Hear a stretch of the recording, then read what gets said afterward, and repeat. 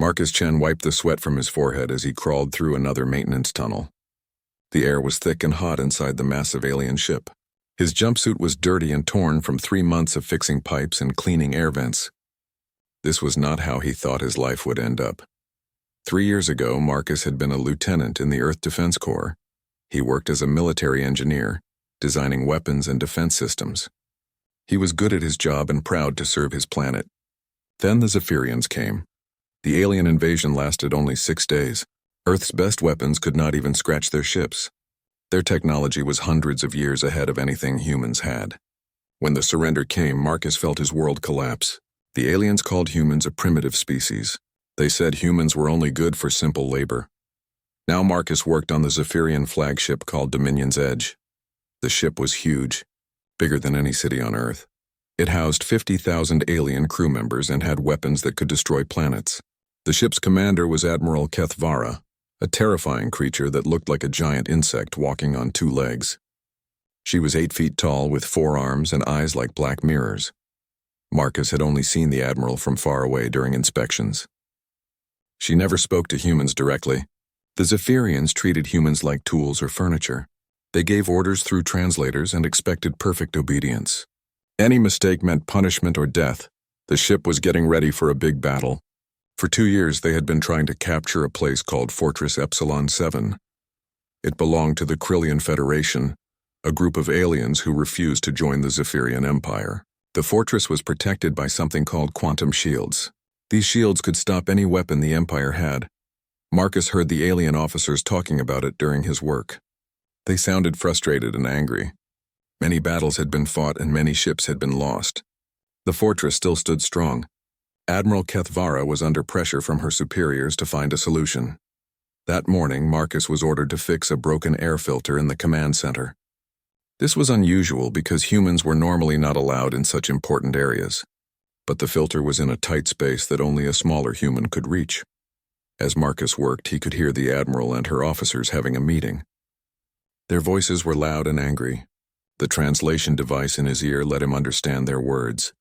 "The fortress cannot be taken with conventional weapons," said one officer. "We have tried everything." "The quantum shields adapt to every attack," said another. "They grow stronger with each assault." Admiral Kethvara's voice was like grinding metal. "The High Command demands results. We cannot keep losing ships and soldiers." Marcus listened as they discussed their plans. They talked about building bigger weapons and gathering more ships. They wanted to attack with overwhelming force. Marcus shook his head at their ideas. They were thinking like the humans who had tried to fight the Zephyrians head-on. It had not worked then, and it would not work now. "This is stupid," Marcus whispered to himself. "They are thinking too big." Suddenly, the room went quiet. Marcus realized his words had been heard. The translation device worked both ways. He had spoken in English, but the aliens' devices had translated it for them. Heavy footsteps approached the air vent where Marcus was working. He tried to back away, but there was nowhere to go. A massive clawed hand reached in and grabbed his arm. Marcus was pulled out of the vent and thrown onto the floor of the command center. Admiral Kethvara stood over him. Her black eyes seemed to look right through him. The other officers made angry clicking sounds. Some reached for their weapons. "You dare to call our strategy stupid?" Admiral Kethvara asked. Her voice was cold and dangerous. Marcus knew he was probably going to die. But something made him speak up. Maybe it was 3 years of anger and frustration. Maybe it was seeing his planet conquered by bullies. "Your strategies do not work," Marcus said, looking up at the towering alien. 2 years of trying the same thing over and over. That is the definition of stupidity. The officers made louder, angry sounds. One of them stepped forward with his weapon drawn. But Admiral Kethvara raised a hand to stop him. "Explain yourself, human," she said. Marcus struggled to his feet. His heart was beating fast, but he kept talking. "You keep trying to break through the shields with force. But what if you do not need to break them at all?" Admiral Kethvara tilted her head. Marcus could see she was thinking. The other officers looked confused and angry. "You think you know better than our military experts?" asked one officer. "I think I know different," Marcus replied. "On Earth, we learned that sometimes the smallest ideas can defeat the biggest enemies." Admiral Kethvara was quiet for a long moment. She walked around Marcus, studying him like he was an interesting puzzle. The room was so quiet that Marcus could hear his own breathing. You were a soldier on your planet, the Admiral finally said. An engineer, Marcus answered. I designed defensive systems. And how did that work out for you? Marcus felt anger rise in his chest. We lost because we tried to fight you the way you fight. Big ships against big ships. Strong weapons against strong weapons. We played your game by your rules. And you think you should have played differently?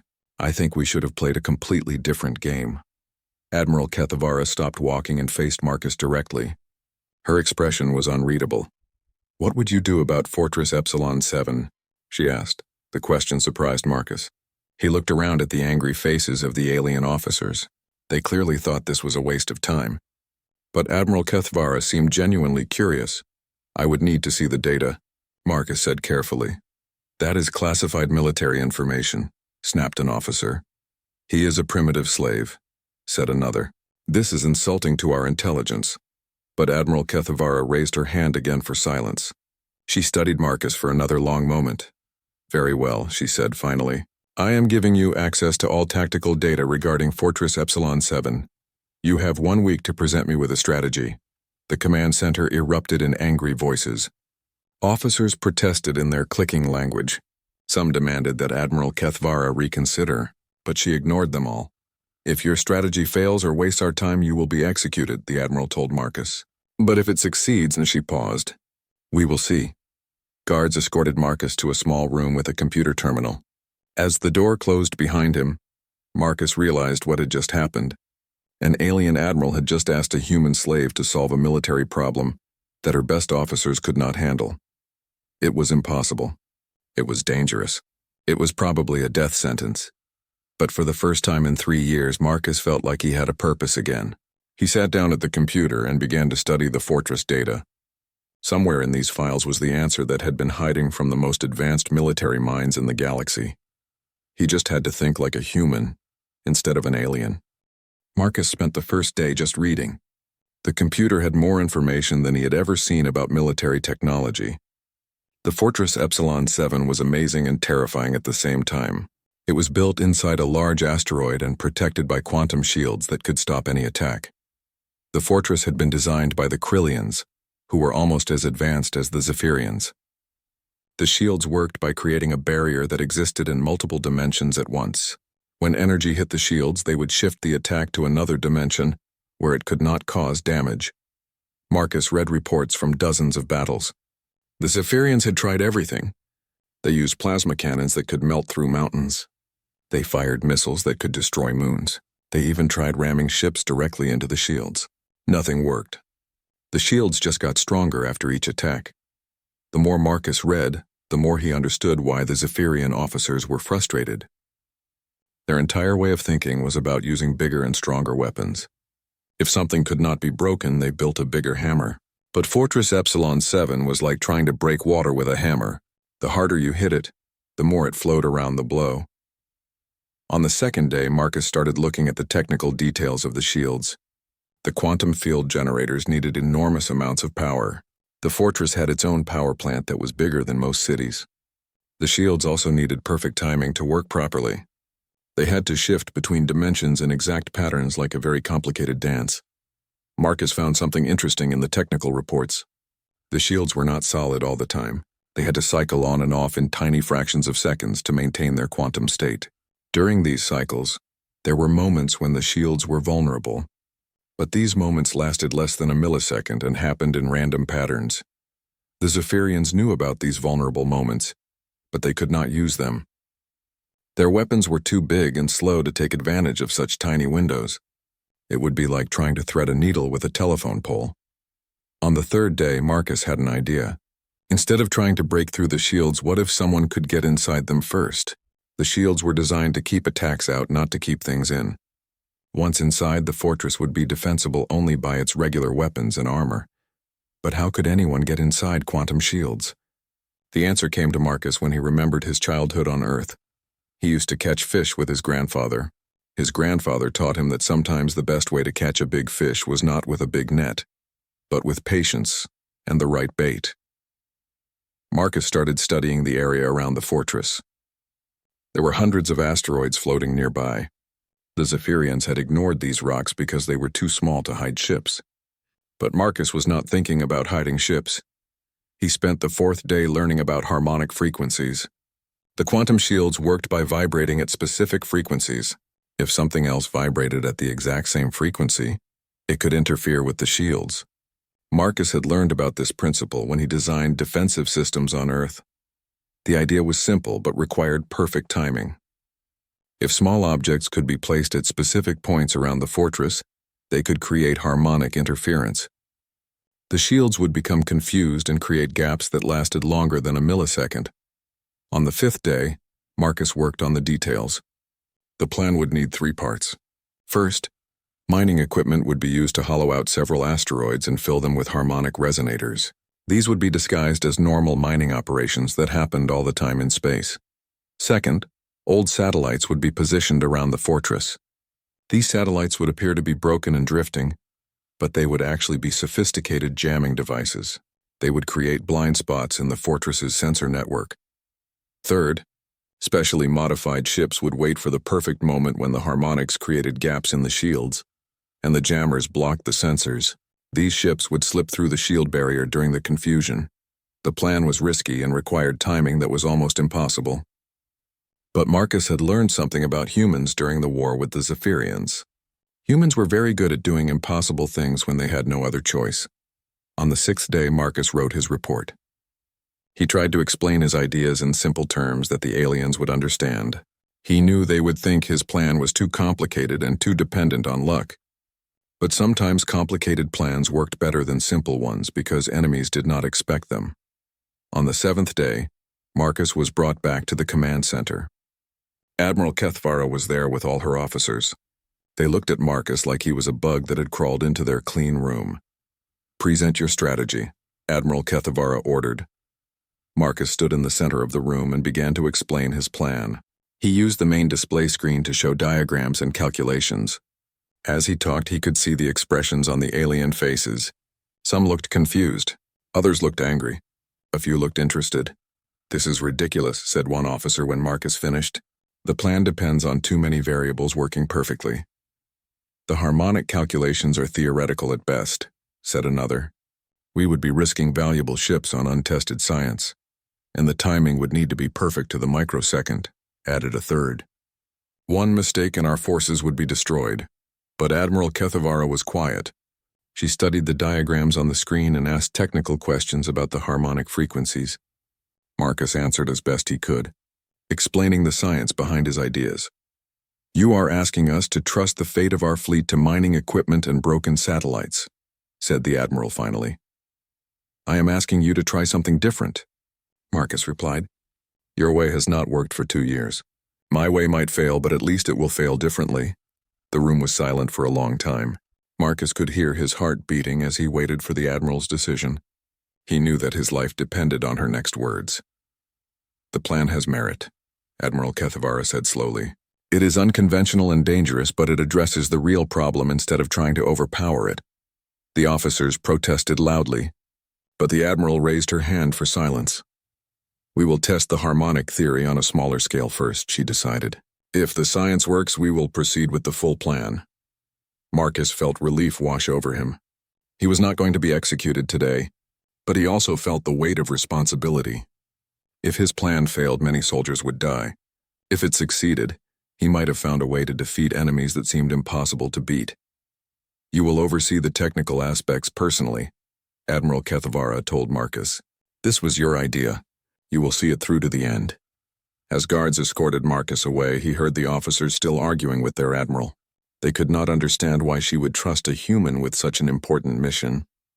Marcus could not understand it either, but he was grateful for the chance to prove that humans were more than just primitive slaves. The next few weeks would determine whether human creativity could overcome alien technology. Marcus hoped he had not just signed his own death warrant. The first test took place in a distant star system, where the Zephyrians had a training facility. Marcus worked with alien engineers to build a small version of the quantum shields. They also prepared a single asteroid with harmonic resonators just like his plan described. Marcus felt nervous as he watched the test from the command center. If the harmonic theory was wrong, his plan would be exposed as worthless. If it was right, He would have to convince the aliens to trust him with their entire fleet. The asteroid was moved into position near the test shields. When the resonators activated, something amazing happened. The shields flickered and developed weak spots that lasted for several seconds instead of milliseconds. The test weapons easily passed through these gaps. The alien engineers were shocked. They ran the test 3 more times with the same results. The harmonic interference worked exactly as Marcus had predicted. "How did you know this would work?" asked Chief Engineer Vexistar, a tall alien with silver skin. "On Earth, we learned that every defense has a weakness," Marcus explained. "You just have to understand how the defense works and find a way to turn its strength against itself." Admiral Kethvara approved the full mission after seeing the test results. But she also made changes to Marcus's original plan. Instead of using a few large ships, she decided to use many small fighters that could slip through the shield gaps more easily. The preparation took 6 weeks. Mining ships moved toward the asteroids around Fortress Epsilon 7. To anyone watching, it looked like normal resource collection. The Krillians ignored the mining operations because they happened everywhere in space. But inside the asteroids, Zephyrian engineers were installing harmonic resonators and quantum transmitters. Each asteroid became a hidden weapon that could disrupt the fortress shields from multiple angles. Meanwhile, old satellites were being positioned around the fortress. These satellites looked broken and worthless, drifting randomly through space. The Krillians actually helped by pushing some satellites away from their flight paths, not knowing they were placing weapons exactly where Marcus wanted them. Marcus worked closely with the technical teams, making sure every detail was perfect. He learned that Admiral Kethvara was taking a huge risk by following his plan. If the mission failed, she would likely face a military trial for trusting a human over her own officers. "Why are you doing this?"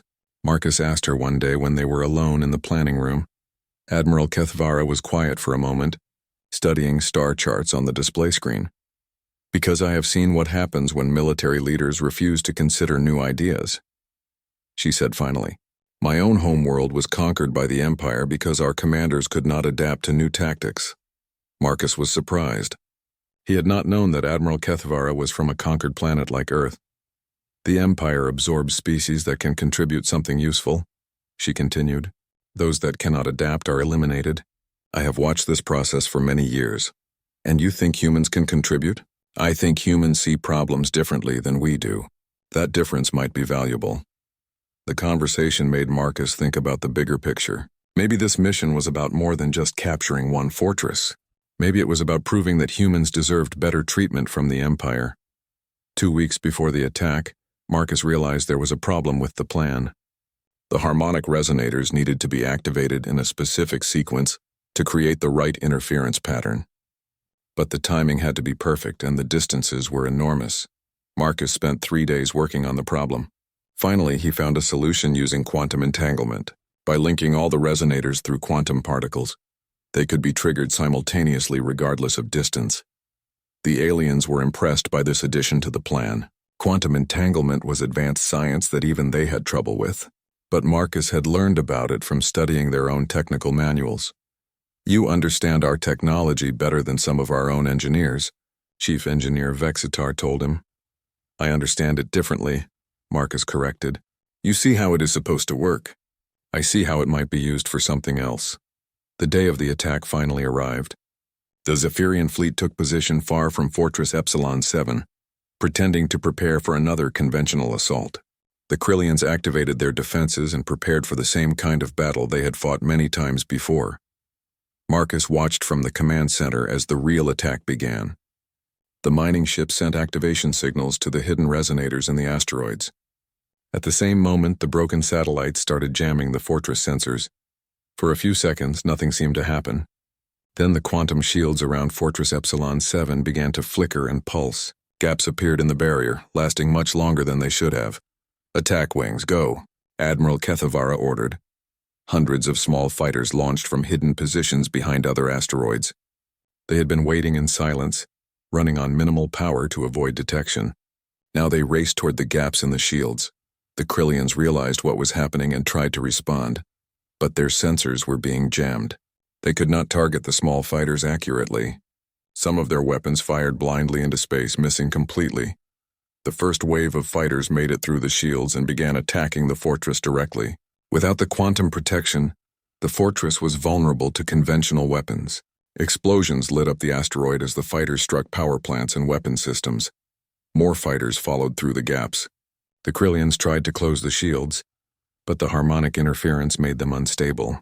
Every time they tried to strengthen the shields, the resonators created new weak points. Within 2 hours, Fortress Epsilon 7 was under complete attack from inside its own defenses. The Krillians sent a surrender signal before their life support systems could be destroyed. The command center erupted in celebration. Zephyrian officers who had been angry about the plan now cheered and congratulated each other. Admiral Kethvara stood quietly, watching the tactical display with satisfaction.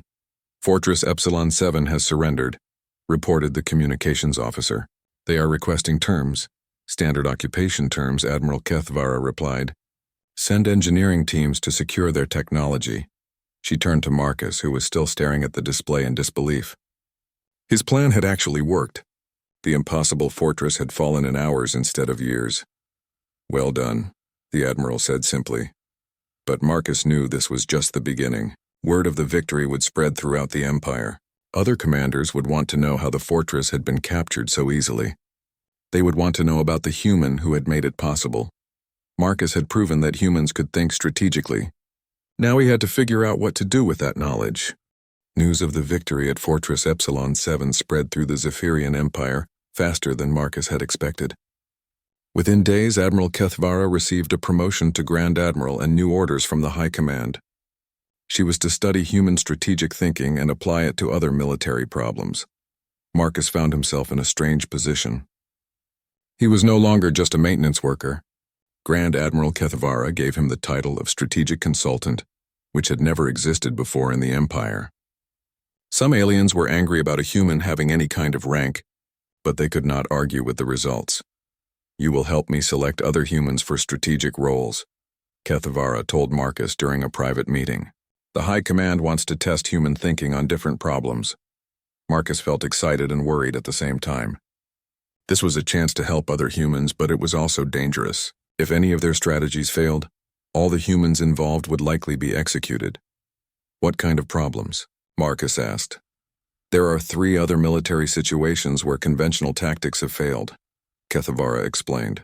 A rebel fleet that keeps escaping our forces, a planet with defenses we cannot understand, and a space station that seems impossible to attack. Marcus studied the files for each problem. The rebel fleet belonged to a species called the Valdari. They had been fighting the Empire for 5 years, using hit-and-run tactics that frustrated Zephyrian commanders. Every time the Empire sent ships to attack them, the rebels vanished into deep space. The defended planet was home to the Nixari, who had built their cities underground. The Empire could not attack without destroying the planet's valuable resources. Conventional weapons were either too weak to penetrate the underground cities, or too strong and would damage everything. The space station belonged to a group called the Free Traders Alliance. It was built in a dangerous area of space filled with radiation storms and gravity anomalies. Empire ships could not get close enough to attack effectively. Marcus realized that each problem required a different kind of thinking. The Zephyrians were trying to solve all of them with military force, but force was not always the answer. I want to recruit humans who think differently about each problem, Marcus told the Grand Admiral. A former pilot for the rebel situation, an engineer for the planet problem, and a trader for the space station. Kethvara agreed and gave Marcus permission to visit human labor camps throughout the Empire. Marcus had not seen other humans in months, and the visits made him angry and sad. His people were being treated like animals, forced to do dangerous work with poor food and shelter. But Marcus also found humans with exactly the skills he needed. Sarah Kim had been a pilot in the Earth Defense Corps and understood how smaller forces could outmaneuver larger ones. David Rodriguez had been a mining engineer who knew how to work underground safely. Elena Vasquez had been a trader who understood how to work in dangerous environments. Convincing these humans to help was not easy. They did not trust Marcus because he was working with the aliens. They thought he had betrayed his own species. You are helping them conquer more worlds, Sarah Kim said when Marcus explained what he wanted.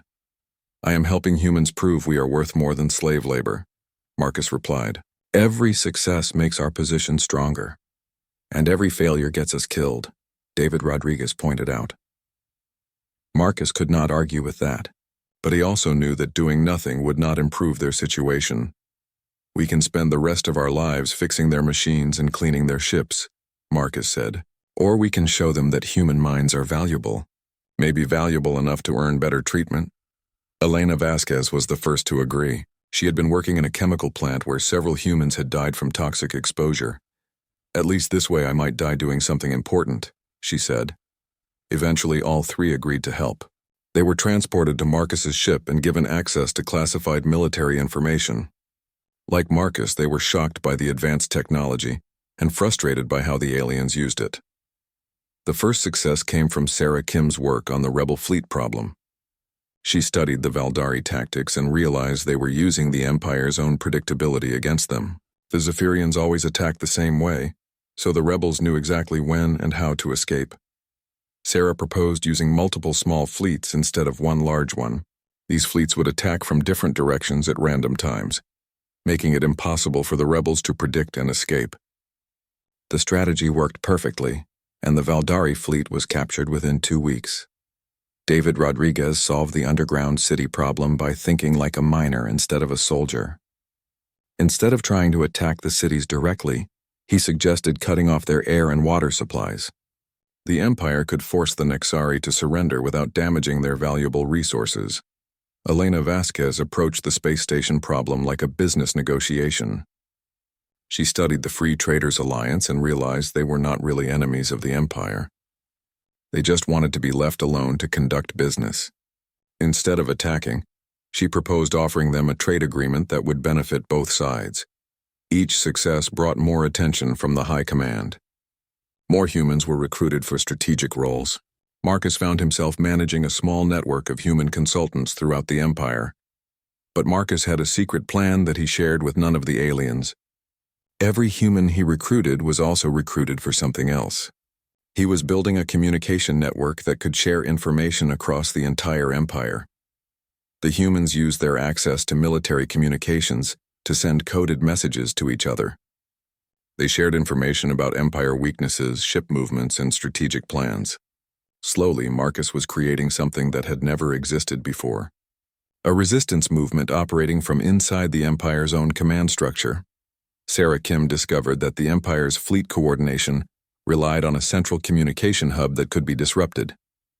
David Rodriguez learned about the locations of secret weapons storage facilities. Elena Vasquez found out about trade routes that supplied critical resources to Empire worlds. All of this information was carefully recorded and shared through the human network. Marcus realized that the aliens had made a critical mistake. By giving humans access to strategic information, they had also given them the knowledge needed to fight back. The irony was perfect. The Empire's attempt to use human thinking for their own purposes was actually teaching humans how to defeat them. Grand Admiral Kethvara began to suspect that something was happening. She noticed that Marcus asked many questions that seemed unrelated to his assigned tasks. She also noticed that the humans were communicating with each other more than necessary. "You are planning something," she told Marcus during one of their meetings. Marcus tried to look innocent. "I am planning to solve the Empire's military problems. You are planning something else as well." Marcus met her gaze directly. "Would you stop me if you knew what it was?" Kethvara was quiet for a long moment. "That would depend on what you are planning. Freedom for my people, and destruction for mine." Marcus considered his answer carefully. "Not necessarily. The Empire has many enemies because it treats everyone as slaves or enemies. There might be a third option." "What kind of third option?" "Partnership instead of conquest. Trade instead of theft. Cooperation instead of domination." Kethvara laughed, but it was not a happy sound. "You think like someone who has never held real power. I think like someone who has seen what happens when power is used badly." Their conversation was interrupted by an urgent message from the High Command. Another crisis required human strategic thinking. But Marcus knew that each new crisis was also an opportunity to strengthen his hidden network. The Empire was teaching humans how to defeat them, one success at a time. 2 years had passed since Marcus first presented his strategy for Fortress Epsilon 7. The human consultant network had grown to include over 200 individuals spread across the Empire. Each human had access to critical military information, and all of them were secretly loyal to Marcus's hidden agenda. The Empire had become dependent on human strategic thinking. Whenever conventional tactics failed, the Zephyrians called for human consultants. They had won dozens of battles using human-designed strategies, but they had also unknowingly given humans everything they needed to plan the Empire's destruction. Marcus knew the time for action was approaching. The human network had identified the Empire's key weaknesses. Their central command relied on predictable communication patterns. Their supply lines followed established routes that could be disrupted. Their military leaders had become overconfident and predictable. Most importantly, Marcus had learned that many other conquered species were waiting for an opportunity to rebel. The Empire ruled through fear, but that fear was also creating hidden anger throughout their territory. The plan Marcus developed was not about defeating the Empire through military force. Humans could never match Zephyrian technology in direct combat. Instead, the plan focused on causing the Empire to collapse from within. The first phase involved disrupting communications between Empire worlds. Sarah Kim had identified the quantum relay stations that carried messages across space. If these stations were damaged at the same time, the Empire would lose coordination between their fleets. The second phase targeted supply convoys. Elena Vasquez had mapped the trade routes that kept Empire worlds supplied with food, fuel, and materials. David Rodriguez had found the manufacturing centers that produced critical components for Empire ships and weapons. The third phase was psychological warfare. The humans would reveal their true purpose at the moment of maximum chaos, showing other conquered species that rebellion was possible. Marcus knew the plan was extremely dangerous. If it failed, every human in the Empire would be executed. But if it succeeded, it could free dozens of worlds from Zephyrian rule. The opportunity came when the Empire decided to launch a massive campaign against the Andromedans, a powerful species that had been resisting conquest for decades. Half of the Empire's military forces would be committed to this campaign, leaving their core worlds less defended. Marcus sent coded messages through the human network. The rebellion would begin in 72 hours. During the middle of the Andromedan campaign, when the Empire's attention was focused elsewhere. But Marcus had not counted on Grand Admiral Kethvara's suspicions. She had been watching the human network for months, trying to understand their true purpose. 3 days before the rebellion was scheduled to begin, she confronted Marcus in his quarters. "I know what you are planning," she said without introduction. Marcus felt his heart stop. If Kethvara had discovered the rebellion, hundreds of humans would die. "I do not know what you mean," Marcus said carefully. "You are planning to destroy the Empire from within. You have been preparing for this since the day I gave you access to military information." Marcus realized there was no point in lying. "Yes, how?" Marcus studied Kethvara's expression. She did not seem angry or afraid. She seemed curious. "Coordinated strikes against communication and supply networks," Marcus said, "combined with psychological warfare to encourage other rebellions." "It will not work," Kethvara said. "The Empire has faced rebellions before. They always fail. This one is different. This one comes from inside the Empire's own command structure." Kethvara was quiet for a moment. "Show me the complete plan." Marcus was confused. "You are going to stop us?" "I am going to help you." Marcus stared at her in shock. "What?" "My own species was conquered by the Empire 300 years ago," Kethvara explained.